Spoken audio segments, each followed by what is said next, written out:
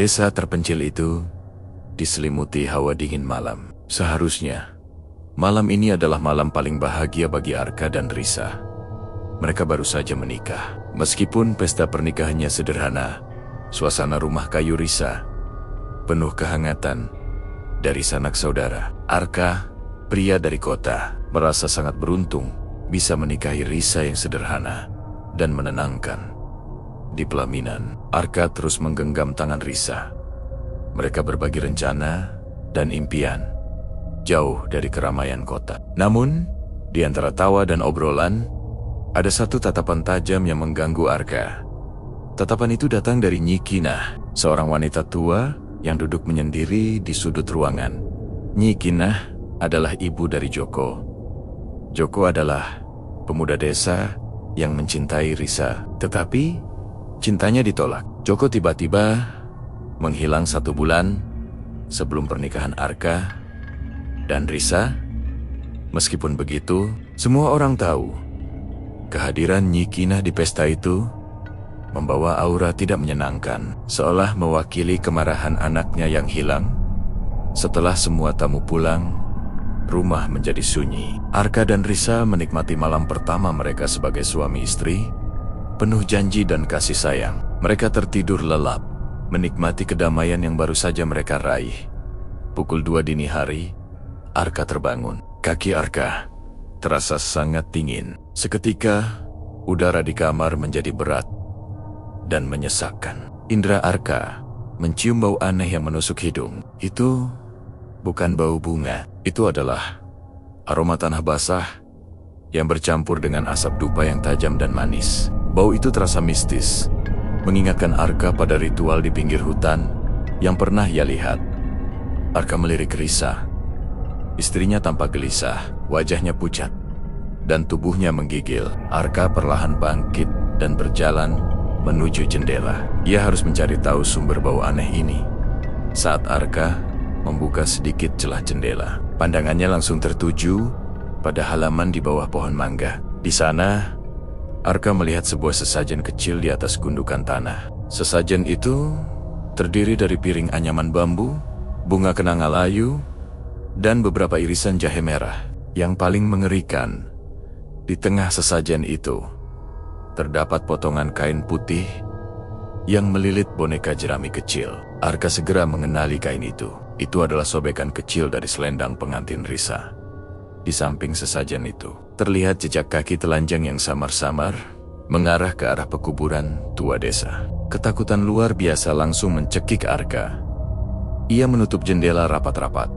Arka bergegas kembali ke tempat tidur. Risa menggigil semakin parah, Mas. Dingin sekali, rintih Risa dengan mata terpejam saat Arka memeluknya untuk memberi kehangatan. Tangannya merasakan sesuatu yang aneh di punggung Risa. Ada tonjolan kecil yang terasa keras di bawah tulang belikat kiri. Arka menyalakan lampu minyak dan memeriksa. Di kulit mulus Risa terdapat memar kecil keunguan yang tampak seperti bekas tusukan. Di tengah memar itu ada setitik darah kering. Arka terdiam. Darahnya berdesir dingin. Siapa yang melakukan ini? Kenapa ada bekas luka di tubuh istrinya? Tiba-tiba, ia teringat cerita penduduk desa tentang santet samber nyawa. Ilmu hitam yang mengincar korban melalui tusukan di titik vital. Tepat saat itu, lolongan anjing yang panjang terdengar memecah malam, disusul oleh burung hantu yang tertawa menyeramkan di atap. Risa kembali merintih. Kali ini menyebut sebuah nama. Joko. Janggan. Arka menatap Risa. Kebahagiaan mereka baru saja dirusak oleh kekuatan jahat. Ia tahu mereka tidak aman. Nyawa Risa telah diincar. Malam pertama mereka telah menjadi awal dari sebuah teror yang mematikan. Arka bersumpah dalam hati, ia harus melindungi istrinya dan mencari tahu siapa yang mengirimkan santet ini. Pagi tiba, tetapi bukannya membawa kedamaian. Sinar matahari hanya menyorotkan kengerian malam sebelumnya. Arka tidak tidur lagi setelah kejadian itu. Ia hanya duduk di sisi ranjang, memandangi Risa yang masih tertidur pulas dengan wajah pucat. Saat Risa terbangun, ia tampak bingung dan lemah. Mas Arka, kenapa matamu merah sekali? Tanya Risa pelan. Arka berusaha keras untuk tersenyum. Aku hanya terlalu senang melihatmu, jawabnya. Menyembunyikan kecemasannya, setelah Risa duduk, Arka dengan hati-hati bertanya, sayang, apakah kamu merasakan sakit di punggungmu? Risa mengerutkan kening, mencoba mengingat. Aku tidak ingat apa-apa, Mas. Semalam aku hanya merasa sangat kedinginan dan bermimpi buruk. Aku melihat Joko berdiri di kegelapan. Dia menunjukku. Arka membalikan tubuh Risa perlahan. Ia menyingkap kain tipis di punggung Risa dan menunjukkan memar keunguan di bawah tulang belikat kiri. Memar itu kini terlihat lebih jelas.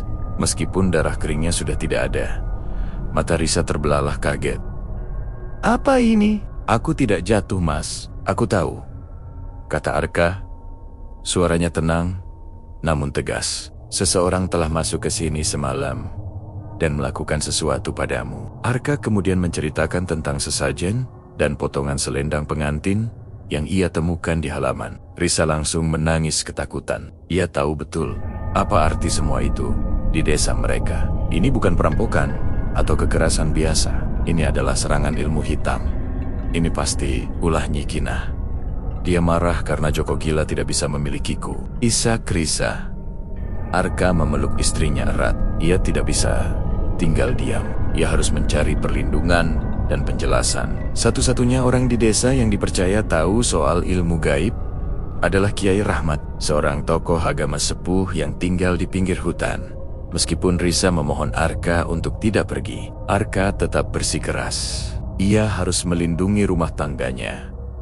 Dengan hati-hati, Arka menuju rumah Kiai Rahmat yang sederhana. Di sana, ia disambut oleh Kiai Rahmat yang sedang membaca kitab kuno. Kiai Rahmat memiliki mata yang teduh, tetapi seolah bisa melihat langsung ke dalam jiwa Arka.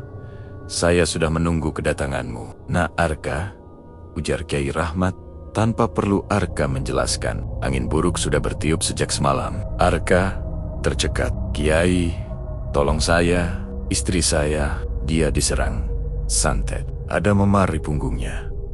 Dan saya menemukan sesajen di halaman. Kiai Rahmat mengangguk pelan. Itu adalah santet sambar nyawa.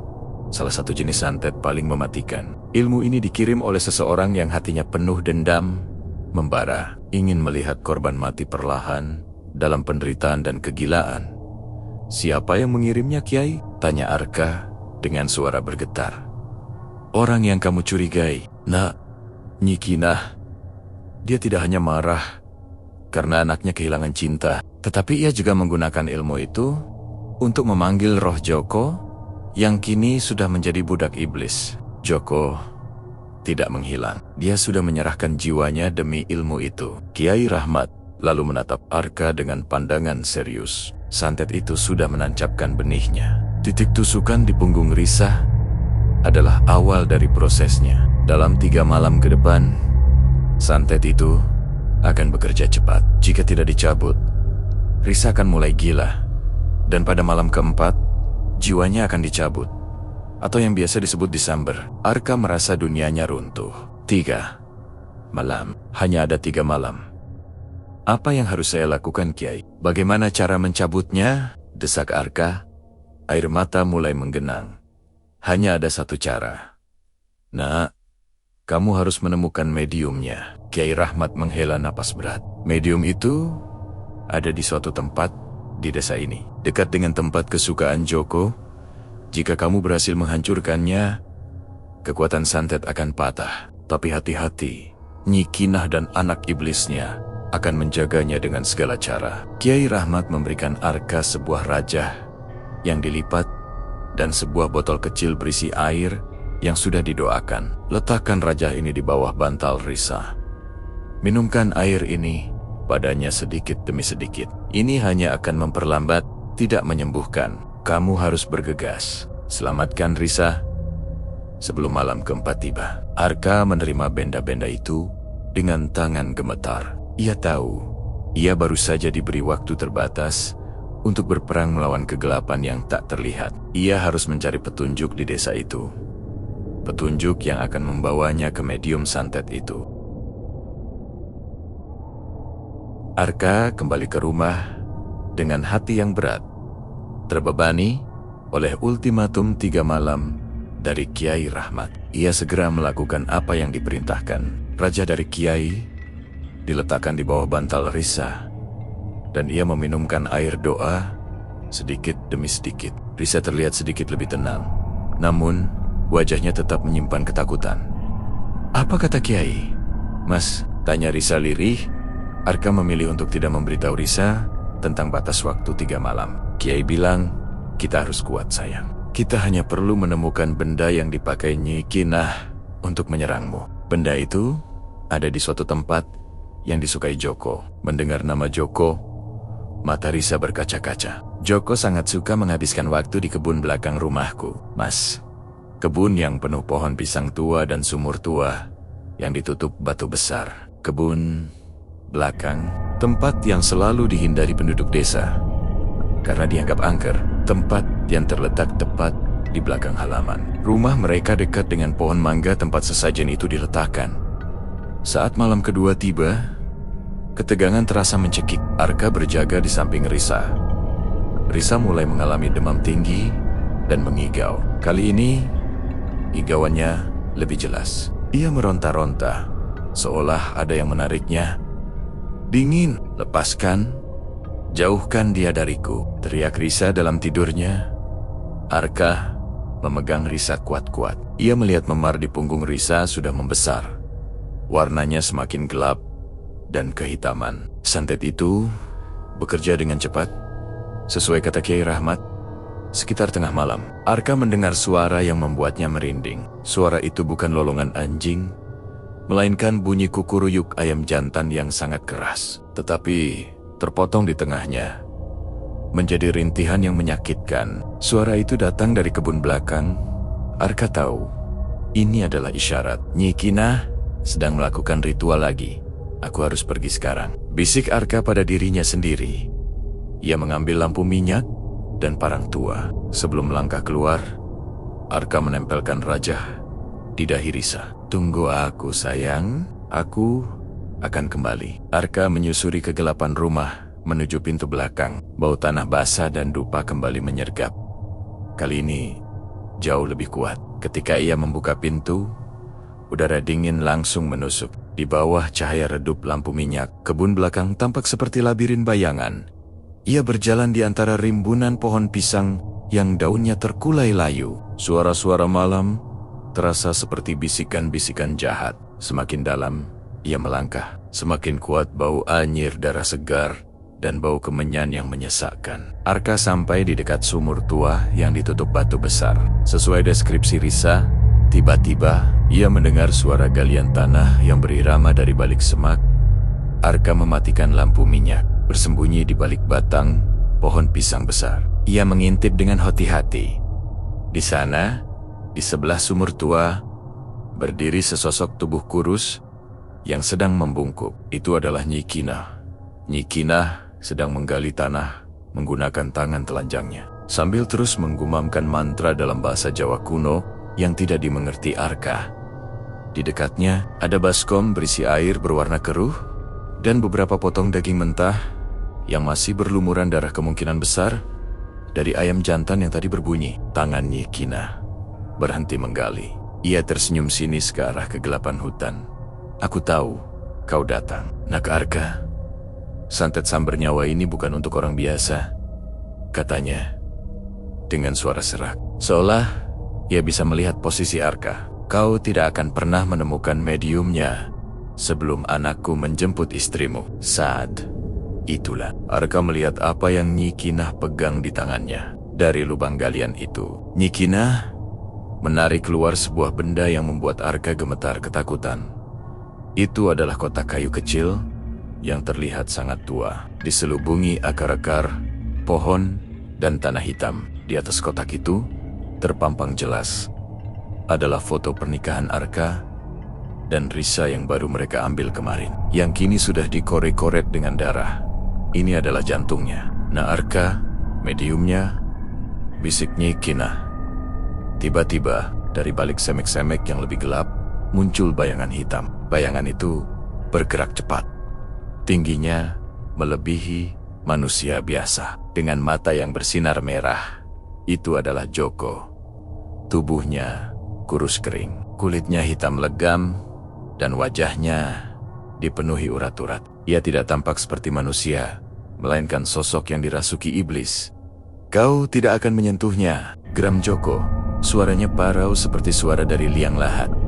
Sambil melompat ke arah Arka, puncak konflik telah dimulai. Arka harus memilih, menyerang Joko yang tampak seperti setan, atau berusaha merebut kotak medium dari tangan Nyi Kinah. Joko, yang kini menjelma menjadi sosok yang mengerikan, melompat dengan kecepatan abnormal ke arah persembunyian Arka. Arka tidak punya waktu untuk menyalakan lampu minyak. Ia spontan mengayunkan parang tua yang dibawanya. Shoot! Parang itu memotong udara.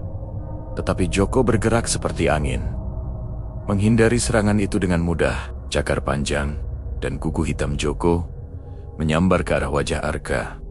Arka tersentak mundur, punggungnya menabrak batang pohon pisang. Ia merasakan kulitnya robek sedikit di lengan akibat sambaran kuku tajam itu. Rasa sakit itu langsung diabaikannya.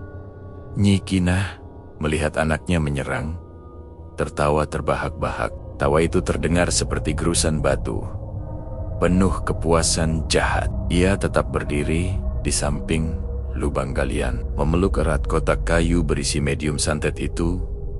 "Sambutlah kematianmu, Nak Arka. Anakku sudah bersatu dengan iblis. Kau tidak akan bisa mengalahkannya," teriak Nyi Kinah.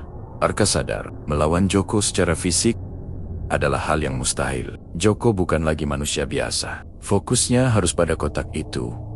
Arka memanfaatkan kegelapan. Ia melemparkan lampu minyak yang sudah mati ke arah berlawanan dari posisi Nyi Kinah. Suara pecahan kaca menarik perhatian Joko. Sepersekian detik itu dimanfaatkan Arka. Ia berlari kencang, bukan ke arah Joko, tetapi langsung menuju Nyi Kinah.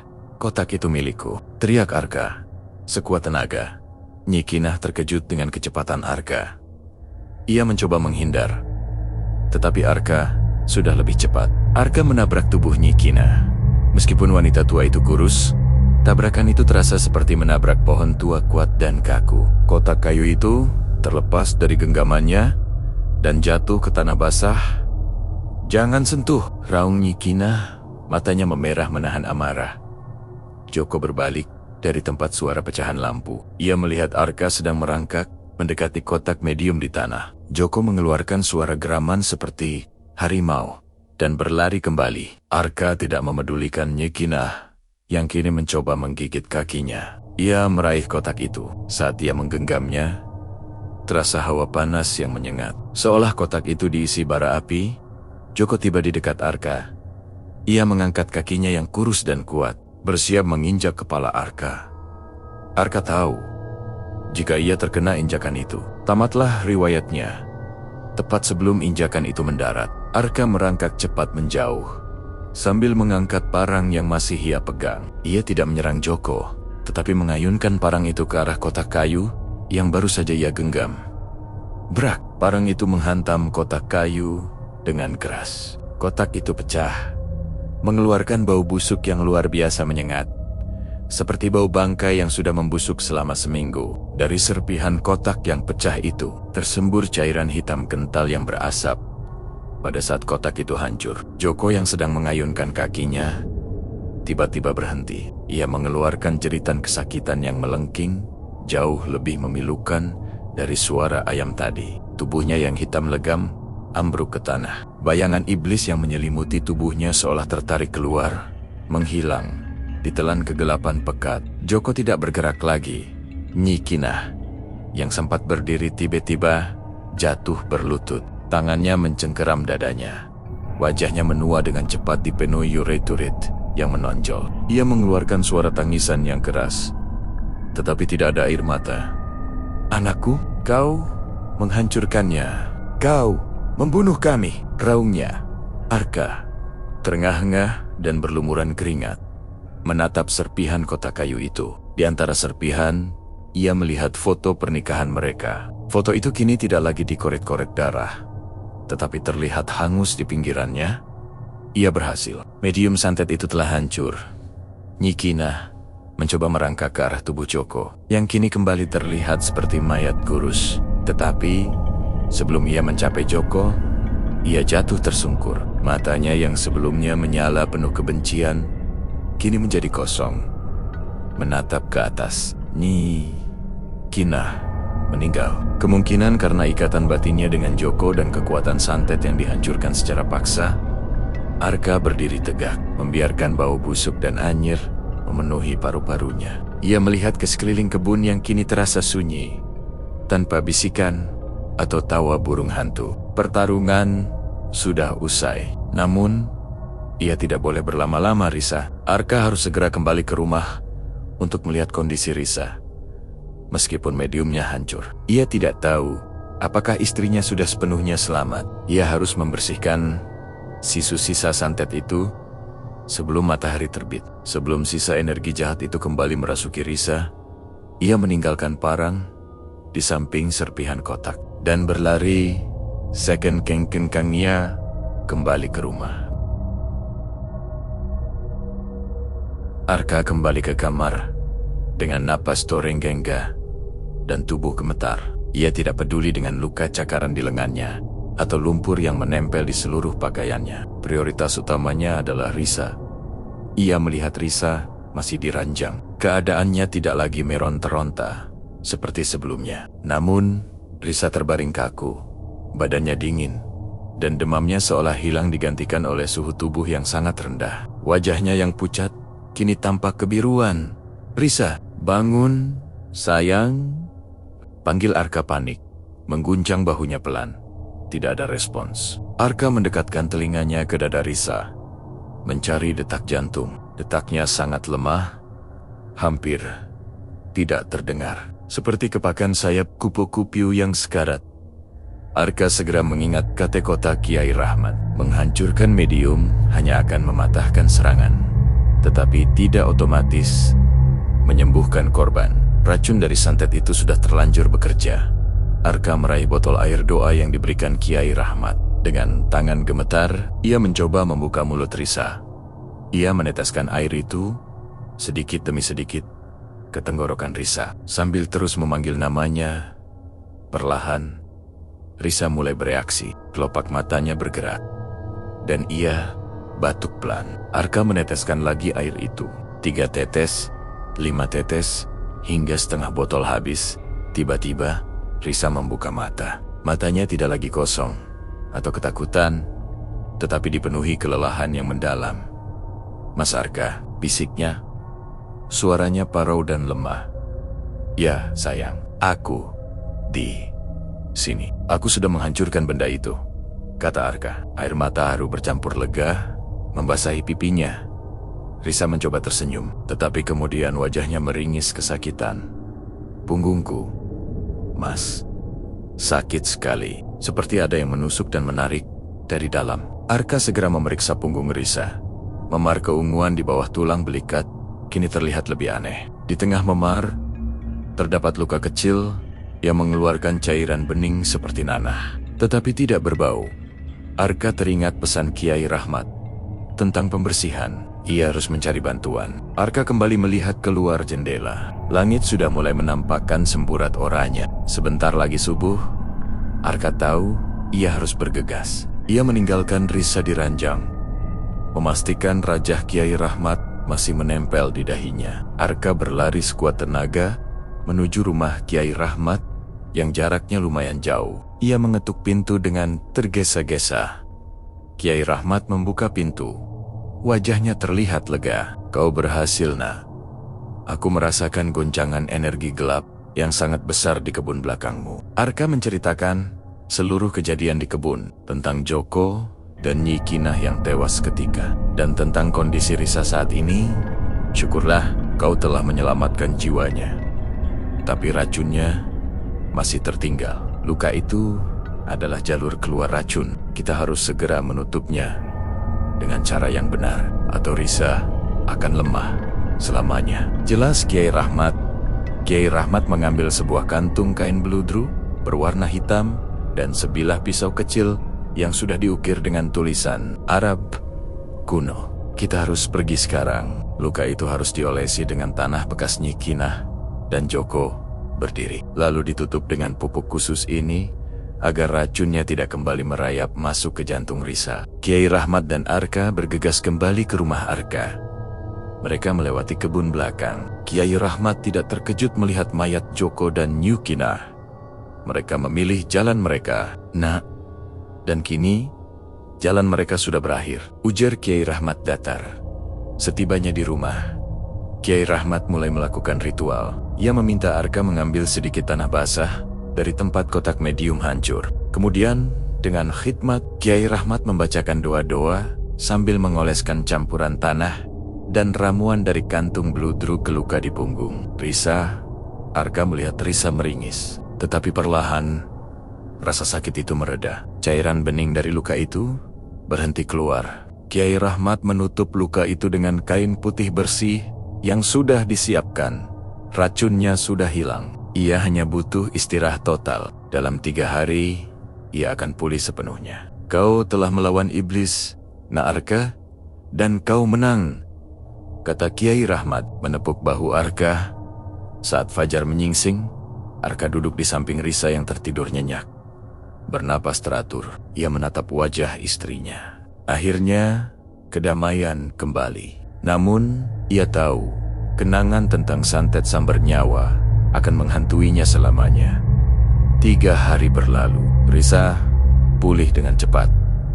Seperti yang dijanjikan Kiai Rahmat. Demamnya hilang total, wajahnya kembali merona, dan luka di punggungnya mulai mengering. Hanya menyisakan bekas luka kecil yang akan menjadi pengingat abadi.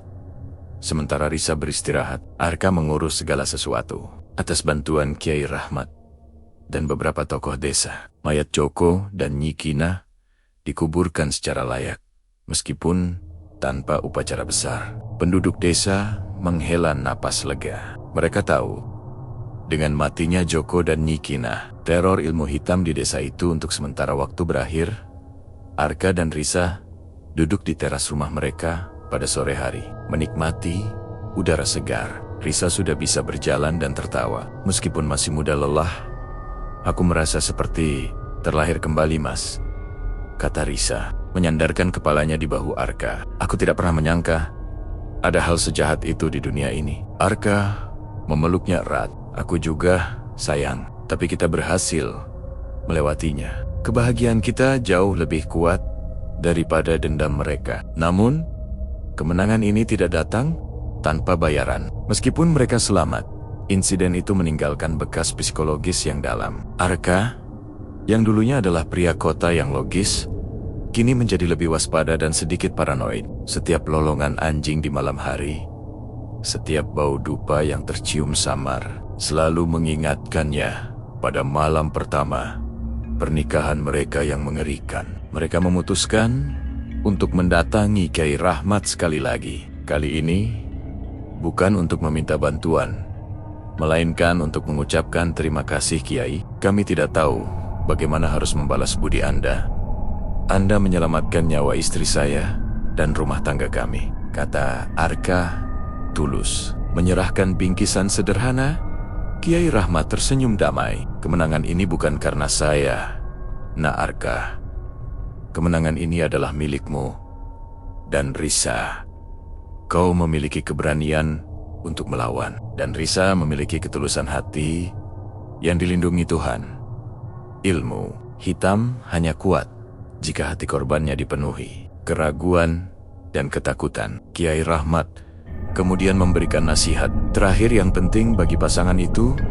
Santet sambar nyawa telah mati, tapi ingat, dendam tidak pernah benar-benar mati. Energi jahat itu selalu mencari celah. Jika kalian ingin hidup damai di desa ini, kalian harus menjaga kesatuan hati kalian. Jangan biarkan ada keraguan, pertengkaran, atau pikiran buruk di antara kalian. Itu adalah pupuk terbaik bagi energi negatif untuk kembali. Kiai Rahmat juga menyarankan agar Arka dan Risa pindah dari rumah itu sementara waktu. Rumah itu sudah terlalu banyak menyerap energi buruk. Biarkan rumah itu beristirahat dan dibersihkan oleh alam. Tinggallah bersama kerabat Risa selama beberapa bulan. Setelah itu, kalian bisa kembali dengan hati yang lebih segar. Arka dan Risa menerima nasihat itu dengan lapang dada. Mereka setuju untuk memulai hidup baru, jauh dari rumah yang menyimpan kenangan buruk itu. Keesokan harinya, Arka dan Risa berkemas. Sebelum pergi, Arka kembali ke kebun belakang. Kebun itu kini terasa hening dan bersih. Mayat sudah disingkirkan, dan hanya tersisa bekas galian tanah tempat kotak medium itu hancur. Di sana, ia menancapkan sebilah kayu yang sudah ditulisi doa pembersihan oleh Kiai Rahmat. Ia menatap pohon mangga tua. Meskipun ia berhasil mengusir teror, ia tidak akan pernah melupakan bagaimana sebuah janji pernikahan yang suci hampir direnggut oleh dendam buta. Arka menutup pintu rumah kayu itu untuk terakhir kalinya. Ia menggenggam tangan Risa. Tangannya terasa hangat dan hidup. Mereka berjalan menjauh dari rumah itu, menuju masa depan yang baru, membawa serta bekas luka fisik dan mental. Mereka tahu mereka adalah pasangan yang ditempa oleh api ilmu hitam. Dan kini, mereka jauh lebih kuat. Mereka telah melewati santet samber nyawa. Dan kini, mereka siap untuk hidup berdua selamanya.